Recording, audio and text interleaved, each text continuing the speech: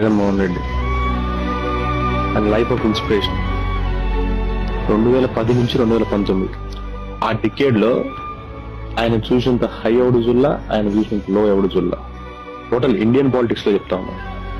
ఎందుకంటే 2009 రాజశేఖర రెడ్డి గారు చనిపోయాక 2010లో ఇంత చిన్న ఏజ్ ఆ ప్రెజర్స్ అన్ని హ్యాండిల్ చేశాడు. నీకు ఎన్నో కుట్రలు జరిగాయనక అన్ని హ్యాండిల్ చేశాడు. జైలుకి వెళ్ళాడు. తర్వాత తల్లి చెల్లి అసలు చాలా ఇబ్బంది పడ్డాడు.